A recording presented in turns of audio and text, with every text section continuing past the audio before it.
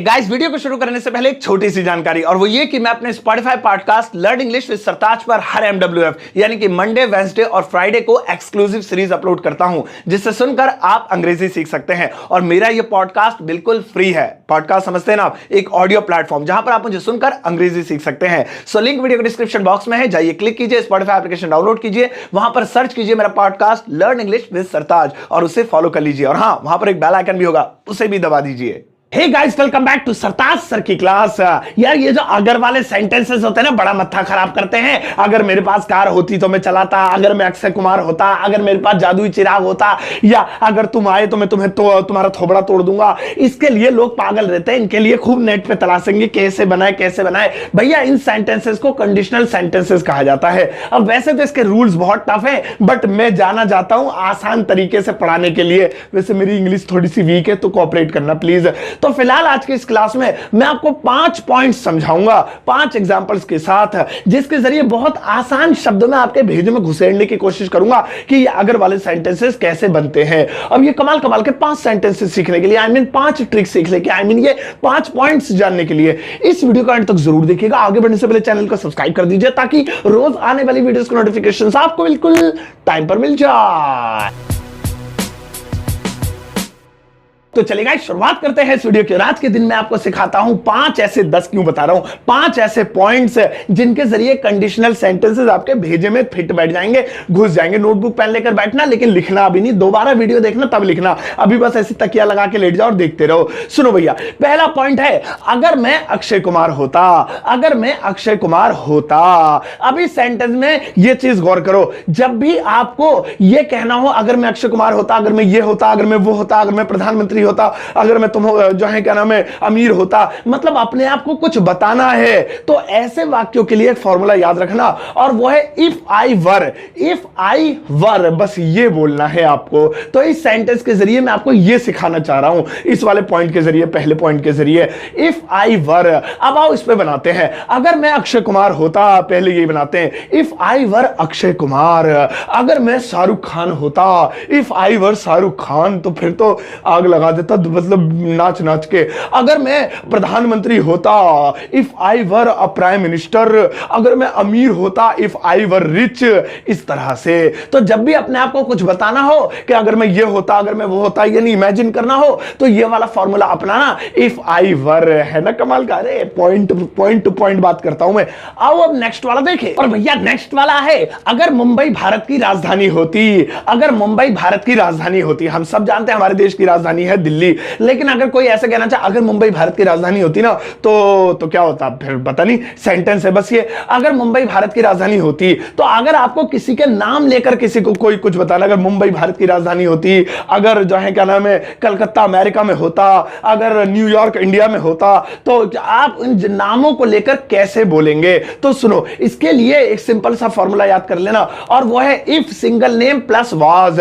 If plus single name plus was, यानी पहले if और फिर उस जगह का नाम या उस इंसान का नाम, आदमी का नाम लगाना है जो है, और फिर वाज लगाना है। यहां वाज चलेगा, वो जो आई वाला था वहां वर चल रहा था। जा तो चलो इसे बनाते हैं और इससे मिलते जुलते बनाते हैं। अगर जो है क्या नाम है मुंबई भारत की राजधानी होती, if Mumbai was the capital of India. अगर न्यूयॉर्क भारत में होता, if New York was in India.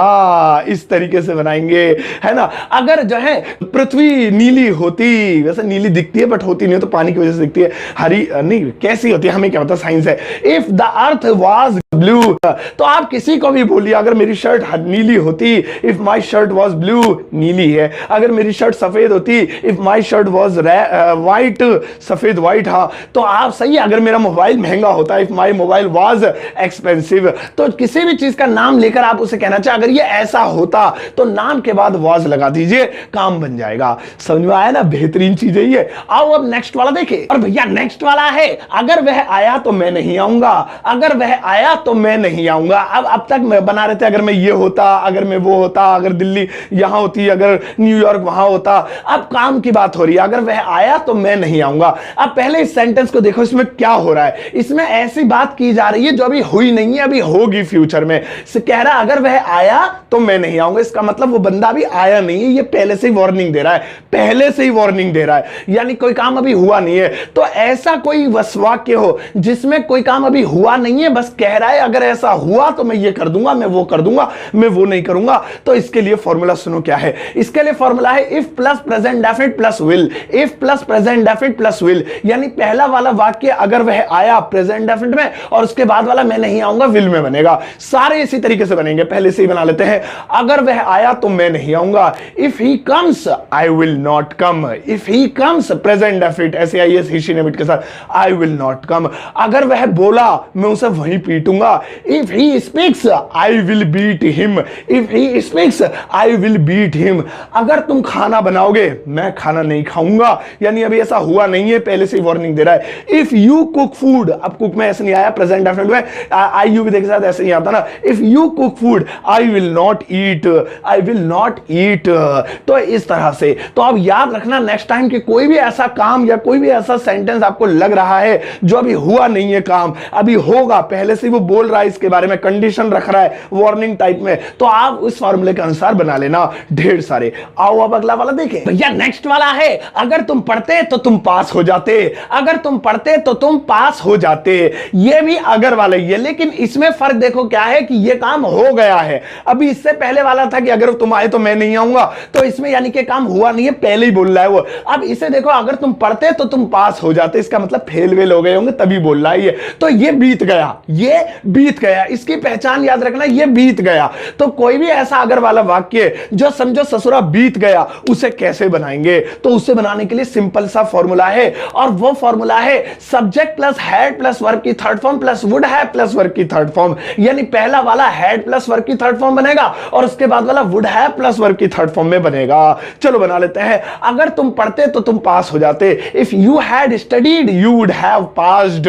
If you had studied, पढ़ाई की स्टडी होती है, थर्ड फॉर्म लग गई हेड के साथ, पहला हेड में बन गया तो तुम पास हो जाते, तो के लिए कुछ नहीं लगाना, तुम पास हो जाते। अब अगला वाला वुड हैव प्लस वर्ब की थर्ड फॉर्म में होगा, यू वुड हैव पास्ड। लो जी, इस तरीके से बन गया। एक और बनाते हैं, जैसे कि मैंने बोला अगर तुम बुलाते तो मैं आता, इसका क्या मतलब है कि तुमने बुलाया ही नहीं, यानी ये बात गुजर गई, पास्ट में हो गई। भैया शादी आदि कर ली, आप आए नहीं, आए नहीं, अबे तुम बुलाते तो मैं आता ना, बुलाया मुझे तुमने, तो पास्ट की बात हो रही है, तो फॉर्मूला यही लगेगा, अगर तुम बुलाते तो मैं आता।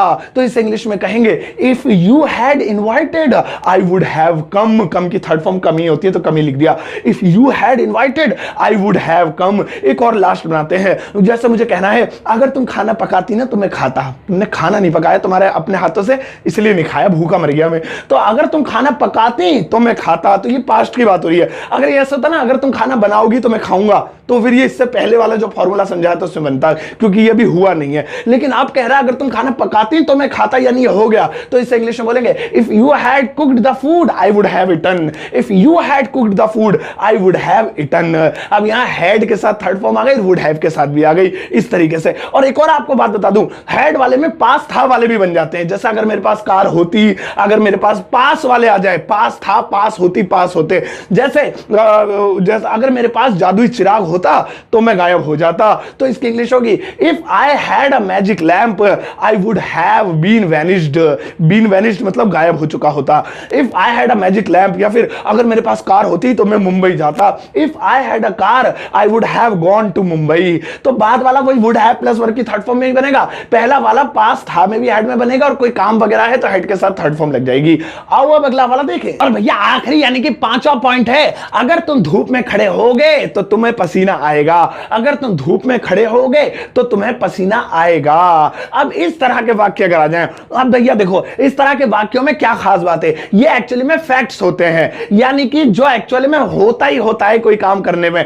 जैसे फैक्ट और नॉर्मल बात में फर्क बता दूं, अगर तुम मुझे बुलाते तो मैं आता, तो तुम बुलाते तो क्या मैं वाकई आता? मैं मना भी कर सकता था। तो ये साइंटिफिकली प्रूव नहीं है, कोई साइंस नहीं है इसमें, ये मेरी मर्जी है। लेकिन अगर तुम धूप में खड़े होगे तो क्या होगा? तुम्हें पसीने आएंगे, ये साइंस कहता है। अगर तुम दूध को गर्म नहीं करोगे, ऐसे रख दोगे 5-6 घंटे के लिए, 1 दिन के लिए, तो दूध फट जाएगा, ये साइंटिफिक प्रूफ है। अगर तुम जो है क्या नाम है अंडे को तोड़कर गर्म उसमें डालोगे आंच पे, तो अंडे का ऑमलेट बन जाएगा, ये साइंटिफिक प्रूफ है। तो जो चीज साइंस के अकॉर्डिंग चलती है, फैक्ट्स होती है, रियलिटी होती है, वो ये वाले सेंटेंसेस होते हैं। 5वां पॉइंट, अगर तुम खाना बनाती तो मैं खाता, ये साइंटिफिक प्रूफ थोड़ी है। मतलब साइंस थोड़ी कह रहा है कि ये बनाएगी तभी ये खाएगा, वरना ये अपनी किडनियां लेके भूखा मर जाएगा। नहीं नहीं नहीं, वो साइंटिफिक नहीं है, वो फिर पहले वाले फॉर्मूले में। तो कह रहा है अगर तुम धूप में खड़े होगे तो तुम्हें पसीना आएगा। तो इसको बनाने के लिए फॉर्मूला है present indefinite plus present definite, बस। यानी इसमें 2 सेंटेंस है, अगर तुम धूप में खड़े होगे तो तुम्हें पसीना आएगा, तो दोनों ही प्रेजेंट डेफिनिट बनेंगे।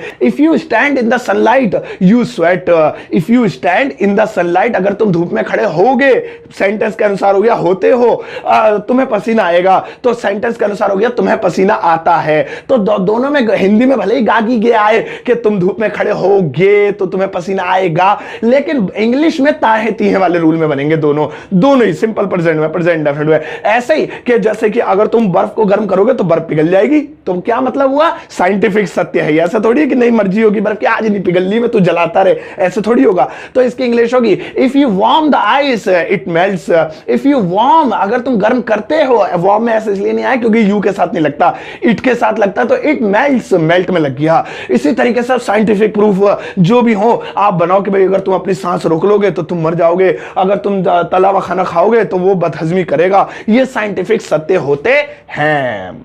तो भाई साहब आज की क्लास में हमने 5 ऐसे कमाल के पॉइंट्स जाने जिनके जरिए हमने कंडीशनल सेंटेंसेस को पॉइंट वाइज बनाने की कोशिश की। आई एम श्योर अगर आप दोबारा इस वीडियो को देखेंगे तो आप जरूर और अच्छे से बना पाएंगे। अब आपके लिए एक छोटा सा यू वर्क है, मैडम अगर आप सेंटेंसेस देती तो ये निठल्ले ना बैठते, कुछ बना लेते। वो आगे ये रहे भैया 3 सेंटेंसेस, आपको इनमें अकॉर्डिंग टू सिचुएशन सही सेंटेंस के रूल फॉर्मूला लगाना है जो आपको समझना है, और इस वीडियो कमेंट बॉक्स में जाकर चेप देना। मैं अपना हार्ट दूंगा और आते जाते लोग आपको लाइक देंगे, और आप भी एक दूसरे के होमवर्क को लाइक देना। किसी कोई गलती दिखे तो प्यार से, मोहब्बत से, बिना लड़े ठोके उसे समझा देना।